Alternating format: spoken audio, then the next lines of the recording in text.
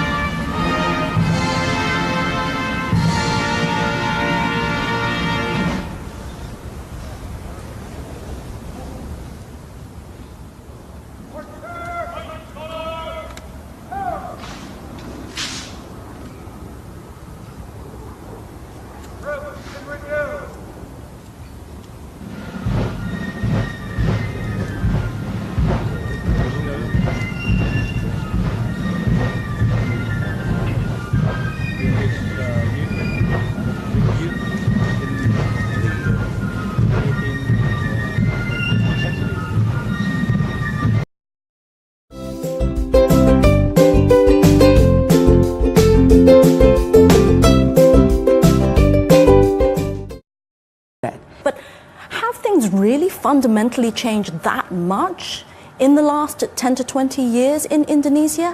What has changed that makes it possible for ordinary people to move away from nationalism, as you put it, to national interest? Nobody among the people who make the demonstration is talking about nationalism. What they are talking about is justice, equal opportunity, and that they can have a more predictable future for themselves and their children and grandchildren. And that is fair, that is normal. And in this case, I think Indonesia is, thanks heaven, on the right track by using its freedom.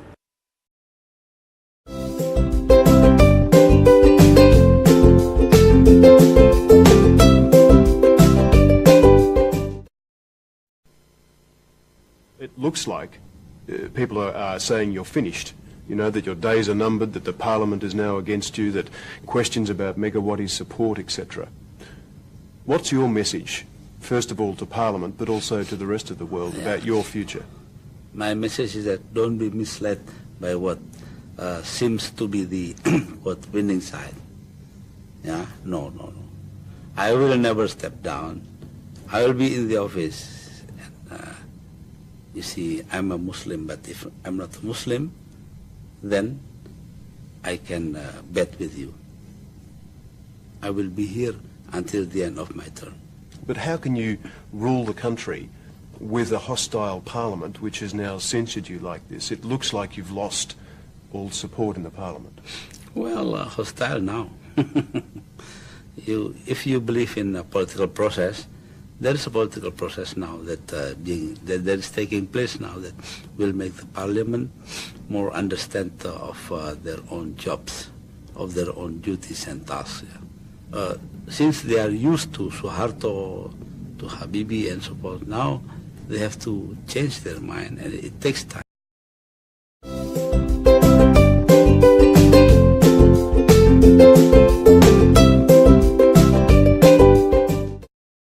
Global Award for Outstanding Contribution to Promotion of International Understanding goes to Mrs. Megawati Sukarno Putri.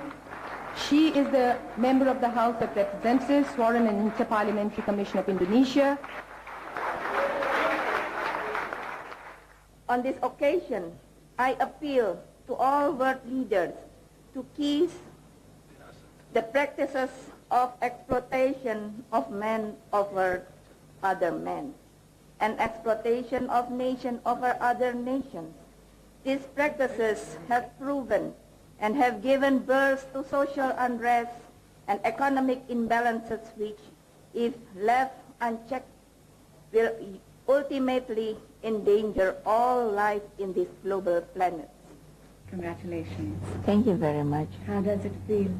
Of course, I'm very honored and very happy to have this award. But it's not only personal happiness, but also for my nation and my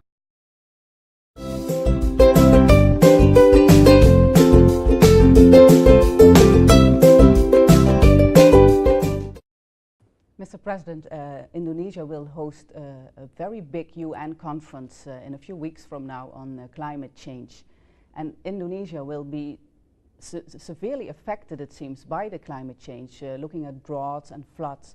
How worried are you about climate change also in your own country? Yes, the effect of climate change is felt everywhere in this planet. And Indonesia has experienced extreme weather from El Nino to a prolonged drought, forest fires, flood, and also rising of sea levels. Of course, we have to do seriously to anticipate and save our future. That's why we have launched energy policy with the aim of reducing the oil share from 52% down to 20% by 2025. We have introduced also the use of cleaner fuel, LPG, so the people can quit using kerosene. We develop also many energy sources, the renewable energy, geothermal, biofuels, and others. And of course, we do a lot in preserving our environment, in preserving our forests. Many illegal loggers put behind bars that we will continue to do so to save our future, the people of Indonesia. Yes, one of the initiatives is that a proposal that rich countries should pay for the protection of forests, for example, in Indonesia and also in Brazil. That means actually that Indonesia says we're not cutting down the forest, but we need some money for that in exchange, so to preserve that forest. It sounds a bit like, you know, you blackmail the developed countries saying we keep the forest, but you have to pay us money instead.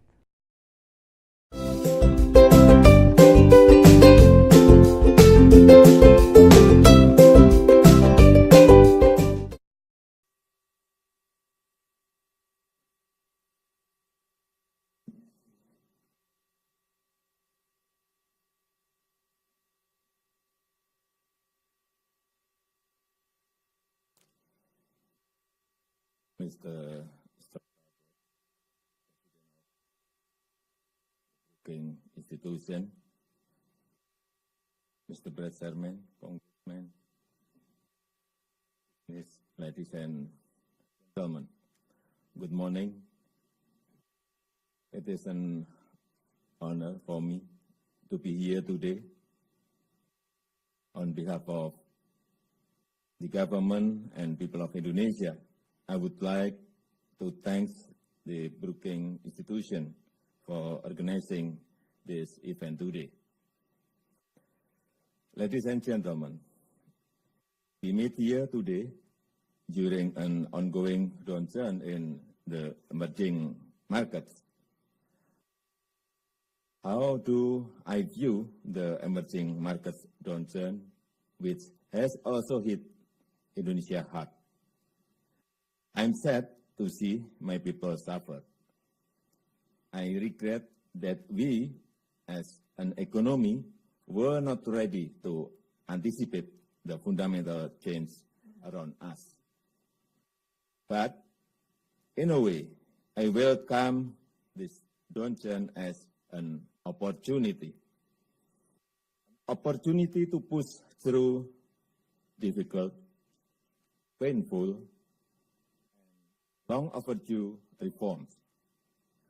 We should remember the seeds of our success are often planted during the downturns.